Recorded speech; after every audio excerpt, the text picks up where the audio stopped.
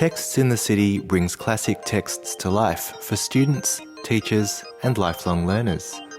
In this episode, we're talking about the poetry of Gwen Harwood. She was both a deeply passionate Australian poet and a great scallywag of the poetry scene, pulling lots of tricks of various kinds, having false identities and so on. But going back to what we can only presume to be the real Gwen Harwood, she grew up as a very bright girl in Queensland. Particularly her adolescence was during World War II, and she worked in a public service department there and wrote very naughty letters to her friends about what it was like there and what a pack of idiots she was working for. And then she married a very scholarly gentleman, and he got a position as a professor at the University of Tasmania in Hobart. So, and it runs right through her poetry, she had moved from the semi-tropical north of Queensland to the cool, bright, unspoilt landscapes around Hobart. And these things inform her poetry very strongly. But from the beginning, there's also a great pang of loss or sorrow or something missing. Can you tell us a little bit about these imagined selves and imagined lives of Gwen then? Who were some of the pseudonyms that she wrote under, and how far did she inhabit those personas? Yes, there were a bunch of them. There was Miriam Stone, who was the solid figure, and one beautiful poem is given to Miriam Stone at least. But she's a solid housewife who does the cooking and believes in traditional values. Then there are Francis Geyer and Walter Lehman. Geyer is one who guides us, who plays with us, who tricks us. Lehman is one who pretends to be ordinary. And then when the 60s come along, and the world of the 60s, the whole hippie world that came to Australia in the 60s and 70s, she invents a really hippie character called Timothy Klein, which translates as Tiny Tim. Right. Taking off the musical figure in that way. And she gives them different bunches of poems. As time goes on, more and more of the poetry and more of the discernibly serious and passionate poetry comes from the name Gwen Harwood. That's so interesting, isn't it? Go on. Well, do you think that it was when she began to write in those personas, did she create a character that she then felt she inhabited in order to write in that way, or did she write things and then ascribe them to different personalities? Betwixt and between, I would say. Right. There was a bit of both. She'd been used to changing. Her first poetry, which was published at the end of the 1940s, she published under her maiden name, Gwen Foster. And then there were a number of years of comparative quiet as poet, in which she was bringing up the children and so on. Then she emerges as Gwen Harwood. But different poems of different kinds, particularly the playful or wickedly naughty ones, come out from under these pseudonyms. Right. She was married to a man named Frank Harwood, who was a linguist, an academic in Tasmania. Her first book was published in 1963 at the age of 43. She published 5 collections of poetry. Every collection of poetry was dedicated to one man, and it wasn't her husband. Thomas Riddell, a man with whom she carried on a correspondence for 45 years. The man who introduced her to Frank Harwood. And, reading your way through this collection of poetry, one of the things you begin to look for is the possibility of a poem dedicated to Frank Harwood, or a poem about... Maybe that's his poem. Well, good night. In my warm thighs a fleshless devil chops him to bits with hell-cold evil. So it's a poem to cross your legs by, isn't it?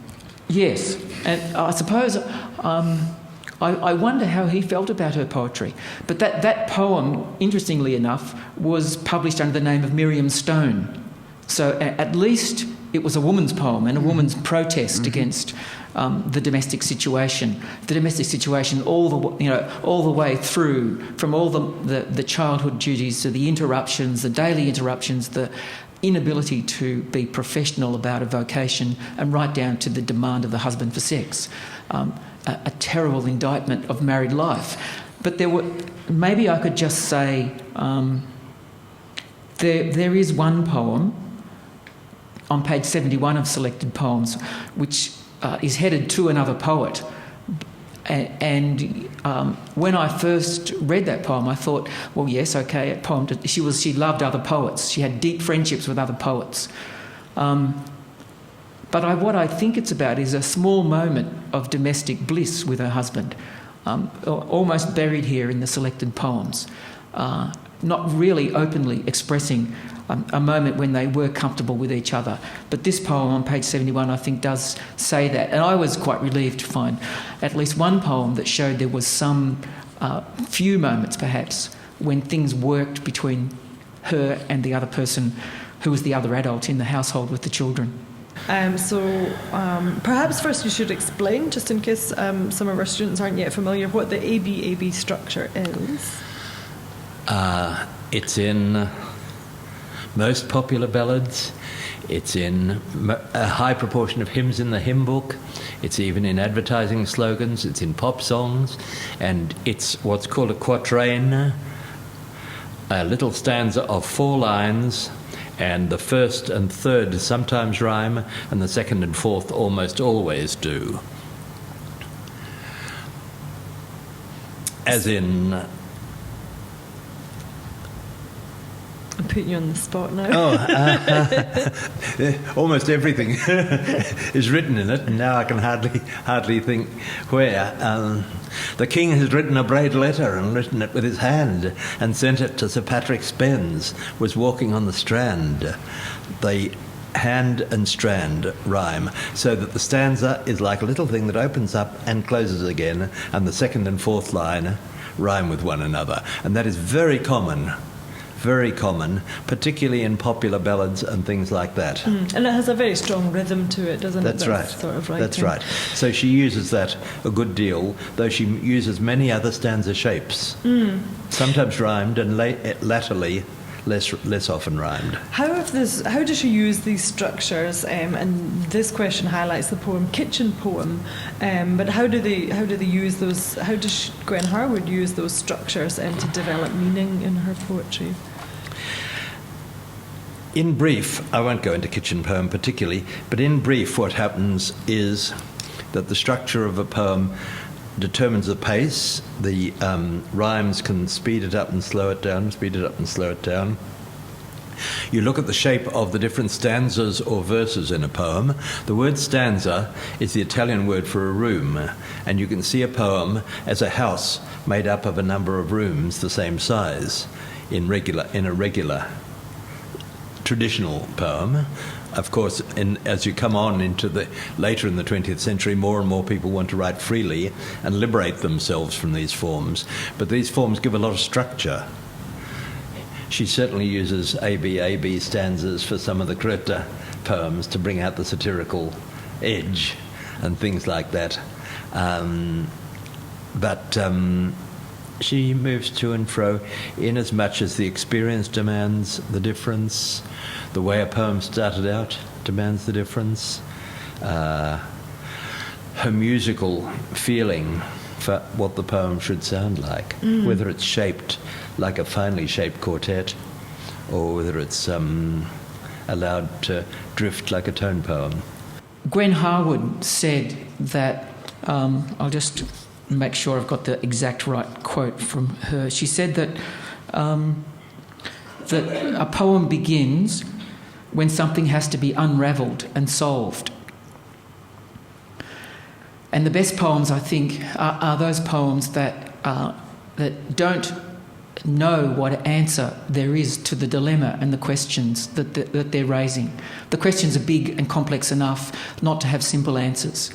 And often Gwen Harwood's poems have that doubleness about them. She's aware of the two sides of every experience, the 2, 3, 4, 5 sides of every experience. And it's that awareness of the multiplicity of resolutions that's characteristic of her poetry, and perhaps is slightly tricky and slippery about her poetry sometimes. I don't think a poem can ever be the same as a frank, in-your-face utterance from someone who just says, I'm suffering from cancer and I've been suffering from it for years and it's getting slightly worse, but I have good medication and the doctor comes to see me so many times and so on. Instead, when you make experience and language into a poem, you are making an object, a work of art, and it has a shape and has a coherence, and it doesn't just trail off back into life, but it has, as Danny Kaye once said, a beginning and a middle and an end. And so it's part of the making of art, just as paintings and novels are not autobiographical, really, not utterly autobiographical, nor is a poem. A poem has to have its shape on the page, its shape in the voice, its music. Stephanie Trigg, in her wonderful book that you should chase up, titled, strangely enough, Gwen Harwood, Stephanie Trigg says that it would be prurient to read the poem as autobiographical. And I think that's the other side of Gwen Harwood, is that she's very aware of the poem as a performance, as much as she's aware of it as a cry of emotion, a cry of perhaps primal emotion. Both of these poems, Home of Mercy and In the Park, are sonnets, very carefully and intricately constructed, iambically as lines and with a delicate rhyming structure running through them. Some lines landing on the rhyming, some lines running the rhyming through into the next line, but both poems with a similar intricate rhyming pattern. They're performances, they're technical performances as sonnets, perfect little sonnets, and yet at the same time they're primal cries of disgust at these homes of mercy that the nuns ran, and dismay at the experience of mothering in the 1950s. So in a way we shouldn't be misled by the fact that because it's words we shouldn't believe that it's too literal and a representation of what happened to Gwen. Exactly. And for instance, the poem that has down the beginning lines of it, a sonnet, has F blank blank blank all editors, doesn't necessarily mean that she'd done with editors or done with publishers. Although that on the surface would feel like a fairly unambiguous statement. Absolutely. She made it her business to exercise the freedom that was possible in print, and particularly the freedom of crossing gender lines.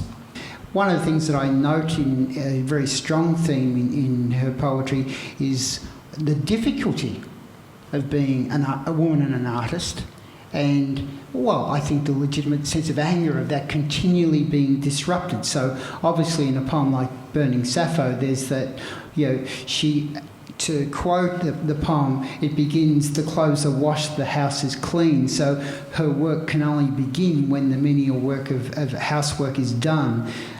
She was deeply a Catholic. In fact, so much a Catholic that she spent a year in a novitiate intending to become a nun. And this permeates her work. On the other hand, she was deeply interested in the processes of thinking and reason. So she was very aware of the problems that arise from a person who's equally working from faith and equally working from reason. My sense is that she was a Christian throughout. But it often comes at odd angles. There's a fascination with religious music, with the figures of angels, with the elements of death and resurrection, so that many people living inside a culture that has got a deeply Christian background are well aware of issues of Jesus, crucifixion, resurrection, eternal life and things like that, without necessarily being dogmatically committed to this or that. But her poetry is full of a Christian culture and its reference. And did she see these things as literal? Were they the way that she interpreted the Bible, for instance, or they're more metaphorical and figurative? I don't think anything was ever literal in Gwen Harwood. I think she was a very subtle poet and aware of the layers of metaphor that language is full of, and the layers of metaphor that our common symbols are full of. There are these moments that she's very clear about taking us through a religious scenario and at the same time a realistic scenario. And she's very clever about doing that. And the other important thing to remember about Gwen Harwood is that she intended to be a musician. She never intended to be a poet. Music was the fundamental art form that she committed herself to early in her adulthood and early in her life. And then emerged the poetry. And you see again and again this theme of music versus language, music and language. What can music say that language can't? What can language say that music can't? Where do these two art forms meet? On the other hand, she can treat it comically. She has one of her comic figures invented under one of her pseudonyms is called Professor Krote, Krote, and he's a European musician who's come to Australia, who's nurtured on the German and Austrian musical tradition and finds Australia utterly boring. And he's portrayed as a comically displaced figure, odd, ill at ease, wanting to cause trouble, etc. There's a lovely stanza on page 64 of the selected poems that she wrote in 1968 that shows, I think, that she's still connected with and believes in the power of music above the power of words. And she says, I offer you, whose warmth and words and skill renew the heart, a poem, though words can never contain, as music does, the unsayable. And of course, that's what poets are always trying to make words contain, the unsayable. And you can see there that she's still connected with what music can do that words can't. So by 1981, she's come to another kind of conclusion about the limits of art, I guess, art of all kinds. If you can't say it, you can't say it, but perhaps you can't whistle it either. When she got to Hobart, she found herself in a much smaller capital town where it was very easy to get to the country, with a great mountain looming over the city. Quite soon they started holidaying a little bit down the coast from Hobart, fishing, as I said before, going offshore to Bruny Island, which was shadowed over by the fates of many of the last Tasmanian Aborigines. They weren't the last, as people had thought at the time, but many of those who remained from the original population left their ghostly mark on Bruny Island.